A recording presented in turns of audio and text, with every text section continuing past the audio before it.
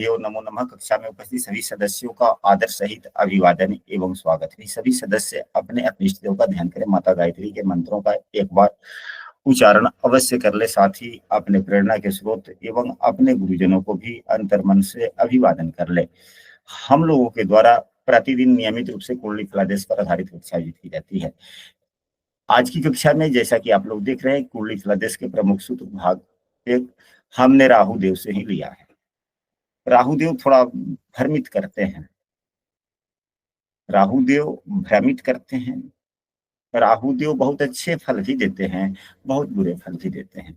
राहुदेव के बारे में, योग के बारे में पिछली कक्षाओं में काफी कुछ चर्चा हुआ है। यह आज की कक्षा लग्न कुंडली पर यह विशेष रूप से प्रभावी होता है। यदि प्रश्न कुंडली में भी अगर आप लगाकर देखते हैं तो भी यह प्रश्न कुंडली पर भी यह नियम लागू होता है। जितने भी सदस्य कक्षा में हैं, सभी सदस्यों के कुंडली में किसी न किसी भाव में राहुदेव हैं, होंगे ही निश्चित रूप से। आपके किस भाव में राहुदेव हैं उसको देखें। यदि आज की जो कक्षा हो रही है राहुदेव पर आधारित, यह व्यक्ति के स्वभाव के ऊपर है कि किस भाव में राहुदेव होंगे तो व्यक्ति का स्वभाव कैसा हो सकता है। आय धन बीमारी से संबंधित नहीं है। यदि लग्न में राहुदेव हैं, यदि लग्न में राहुदेव हैं तो व्यक्ति कभी कभी अपने ऊपर ही शक करने लगता है और कभी कभी व्यक्ति आश्चर्यजनक अच्छे काम भी कर लेता है और कभी कभी अपने पर शक करने लगता है, जिसके कारण उसे जीवन में समस्याएं भी आती है अपने पर शक करने के कारण। यदि दूसरे भाव में राहुदेव होते तो व्यक्ति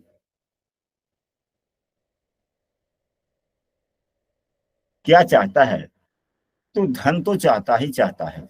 राहुदेव अगर दूसरे भाव में हो जाए तो व्यक्ति धन के प्रति, धन इकट्ठा करने के प्रति थोड़ा लगाव उसका ज्यादा ही हो जाता है। एवं वह पूजा पाठ भी क्षणिक देर ही करता है, यानी कि अचानक थोड़ी देर के लिए करेगा, लेकिन थोड़ा ठीक ठाक ढंग से व्यक्ति पूजा पाठ करता है, पूजा पाठ करने में मन भी लगता है। आज की कक्षा में जो हम लोग चर्चा कर रहे हैं यह अच्छे स्थिति की, यानी कि कम से कम राहुदेव नीच के ना हो, राहुदेव पर मंगल की दृष्टि ना हो तब, क्योंकि राहु देव पर मंगल की दृष्टि होना थोड़ा ठीक नहीं होता। राहु एवं मंगल आपस में शत्रु होते हैं, यानी कि राहु पर मंगल की चौथी या आठवीं दृष्टि न हो। अगर सातवीं दृष्टि का मतलब हो गया यह तो योग बन गया, अंगारक योग। क्या यह अच्छा है या बुरा है वह अलग विषय वस्तु है। चौथी आठवीं दृष्टि पड़ती है तो अंगारक योग, मंगल की जब राहु पर दृष्टि पड़ती है तो अंगारक योग नहीं बनता।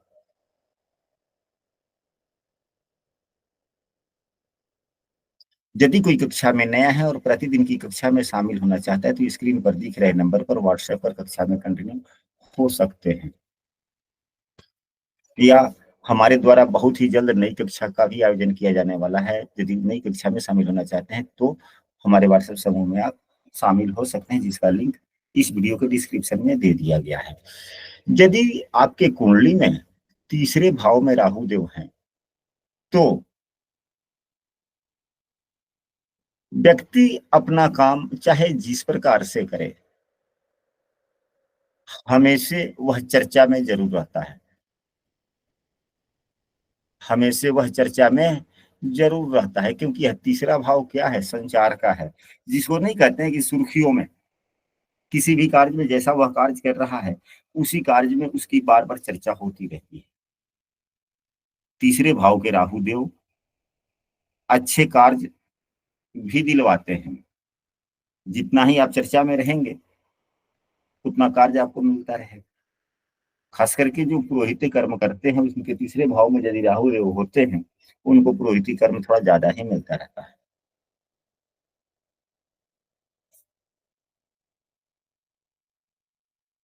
यदि चौथे भाव में राहु देव आपके कुंडली में हैं, तो व्यक्ति के मन में एक अजीब सी बेचैनी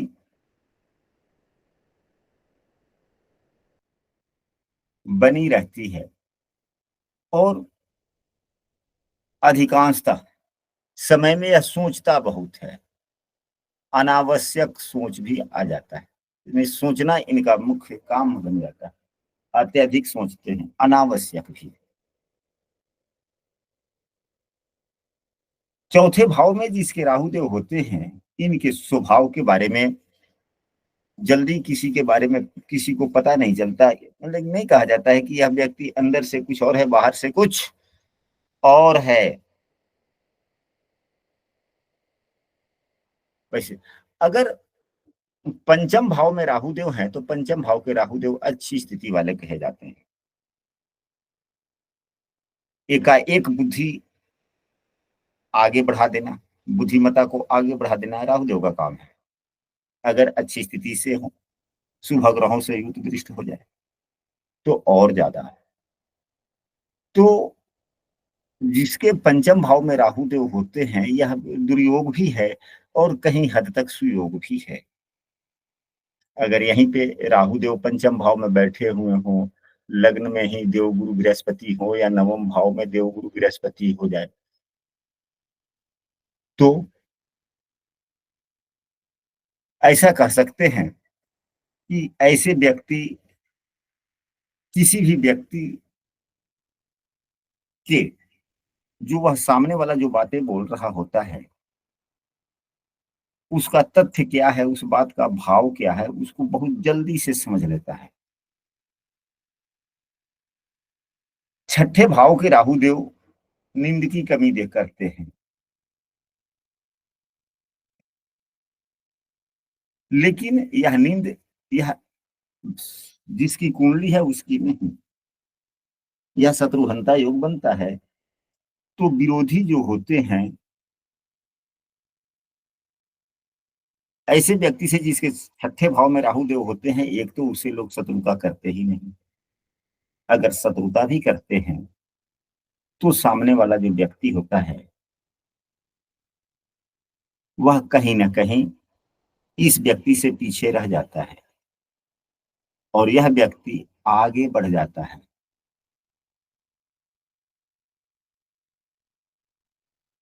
यदि सातवें भाव में राहु देव होते हैं,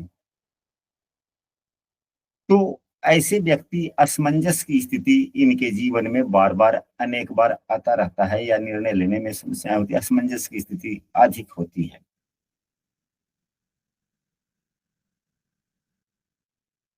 यदि आठवें भाव में राहु देव होते हैं, तो यह बहुत अच्छी बात है। आठवां भाव अनुसंधान का है, आकस्मिक सोच का है। एकाएक मन में यदि कोई व्यक्ति कार्य कर रहा होता है, बीच में समस्याएं आती है, तो एकाएक उनके मन में कुछ नया कायदा बनकर निकल आता है। जैसे कि हम सपोज कर सकते हैं कि जादूगर के जैसा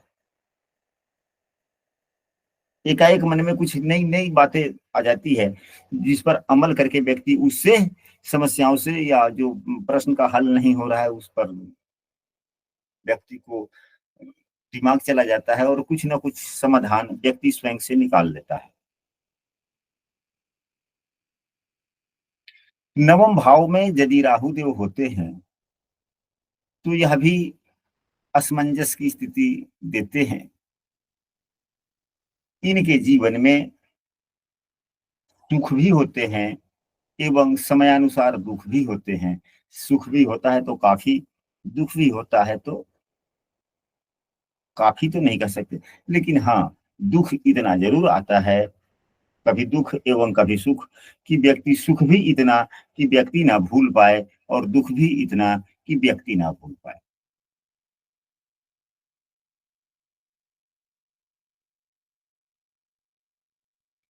दसम भाव में जिनके राहु देव होते हैं, यह तो अच्छा योग है, दसम भाव के राहु देव बड़े अच्छे अच्छे फल देते हैं।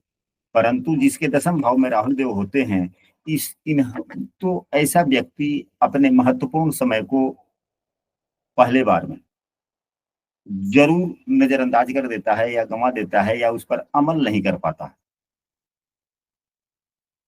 यानी कि पहले के कीमती समय को नुकसान कर लेना, बाद में दूसरे बार जब समय आए तो उस पर अमल करते हुए आगे बढ़ जाना। कम से कम एक आध बार तो समय को पहचान ही नहीं पाता व्यक्ति। यदि 11वें भाव में राहु देव होते हैं, ऐसा व्यक्ति के पास में अगर पैसा कम भी होता है, फिर भी लोग संपन्न समझते हैं, या कुछ ऐसे इनके कार्य होते हैं जिसके कारण अन्य व्यक्ति संपन्न समझते हैं, यानी कि दूसरा व्यक्ति धनी समझता है। यदि 12वें भाव में राहु देव जिसके कुंडली में होते हैं, वह व्यक्ति बड़े बड़े ख्यालात मन में आते हैं, यानी कि सपना बड़ा कि हम ये करेंगे, वो करेंगे, ये करेंगे, वो कर लेंगे, यहाँ तक हो जाता है। परंतु जिस प्रकार के इनके सपने होते हैं ऊंचे, उस प्रकार का इनका कर्तव्य नहीं होता। सपने या सोच जितनी ऊंची होती है, उसके लायक मेहनत नहीं करते, उससे कम मेहनत करते हैं, जिससे जीवन में समस्याएं आती रहती हैं। आशा करते हैं कि हमने आज की कक्षा में राहु देव के सभी भावों से संबंधित कुछ ऐसी बातें बतलाया हमने कि जो हमने कई कुंडलियों पर इन बातों को लगाया, देखा, परखा, तो यह अच्छा ही पाया, सत्य पाया। तो आप लोग अपने अपने कुंडली में देखें कि आपके राहु देव कहाँ हैं, और हमें ये नहीं पूछना कि आपके कुंडली के किस भाव में राहु देव, कहीं तो कहीं होंगे। तो यह सूत्र जितने हम लोगों ने पढ़े, क्या आप लोगों की कुंडली पर कितना प्रभावी हो रहा है? बहुत ज्यादा गुरु जी, 100%। तो यह जो है क्या है, हम लोग पढ़ते क्यों हैं? केवल सूत्रों का जान लेना कि यह प्रश्न इस प्रकार का हो तो इस सूत्र से ऐसे देख लेंगे, फलादेश कर देंगे, वह तो आवश्यक है ही। परंतु कुछ इस प्रकार की भी बातें हम सबों को सदैव याद रखना चाहिए जब किसी की कुंडली आए, और यह बात यदि आप सामने वाले को बोलते हैं और उसके कुंडली पे या उसके कुंडली पे नहीं, उनके जीवन पर अगर यह प्रभावी होता है, तो आप पर उनकी विश्वास बढ़ती है, और जितना विश्वास बढ़ता है तो प्रतिष्ठा भी बढ़ती है।